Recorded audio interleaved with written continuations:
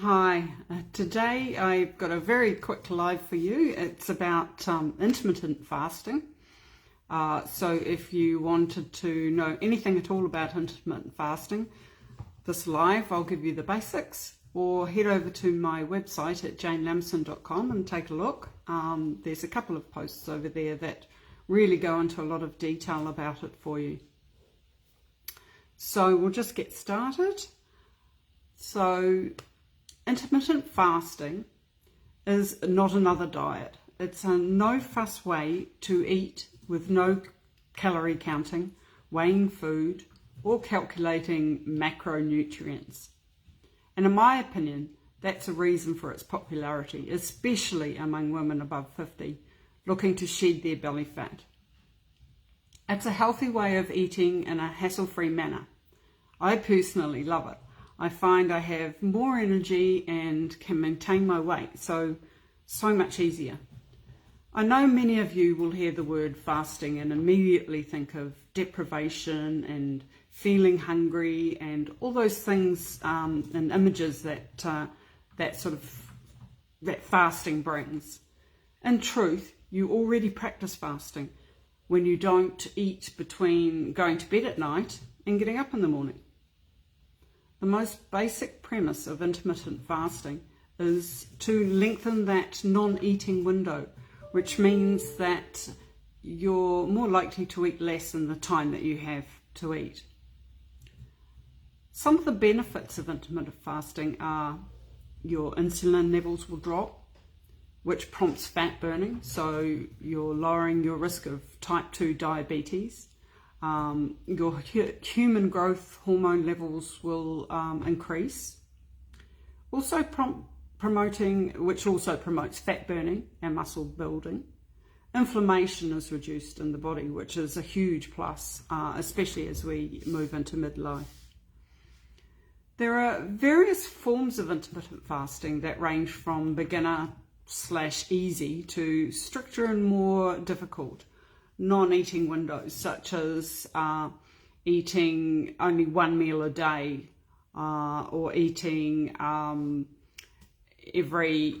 some people actually even miss over the weekend, will only eat 500 calories a day for 2 days. So there are quite strict ways of following this diet. Well, I don't call it a diet, it's a way of eating.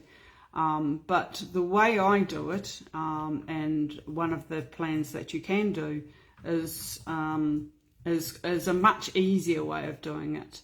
And in that time where you're not eating, you're giving your body a break from digesting food, allowing it to do other things such as repair and regeneration. And after the food you ate last is digested, and that's usually about 8 hours after eating, your body uses fat as energy. So it also leads to quite easy weight loss.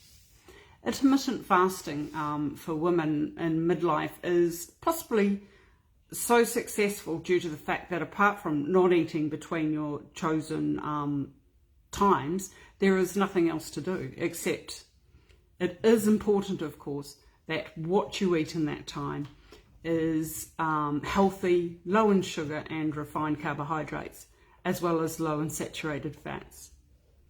I follow the 14-8 to 16-8 plan, which means I stop eating at night and start eating again in the morning, 14 to 16 hours later. So maybe I have my last meal at 8 o'clock at night, and I started eating again at 11 in the morning. So I usually still have my muesli, which, because I enjoy it so much, and it's a really good meal with some good protein and a bit of fruit. Then I have a snack around 3, and which is usually maybe a piece of grain-free bread, and dinner at night, and it all starts again after that. If it's something you'd like to try, I think the best way to start intermittent fasting is to ease into it by maybe starting with a 12-hour fast and working up to your 14 and then perhaps even to 15 and 16 hours. Most people don't start with breakfast. As their first meal, they'll have something a bit more substantial, like, I don't know, eggs on toast or something. But I love my muesli, and it's a good wholesome meal, so I've stuck with it. But it's up to you what you decide to have for that first meal of the day. One of the most common questions I see with intermittent fasting is, can I still have my coffee? Well, the answer is yes and no. Of course, you can still have it, but if you take it with milk and sugar, then that will break your fast, and your body immediately switches from fat burning to digestion mode.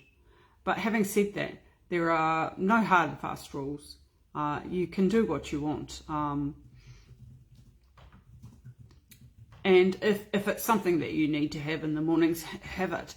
And maybe if you find that you are getting hungry after you've had your coffee, it might be worth looking into starting to have your coffee black. Progress is better than perfection, right?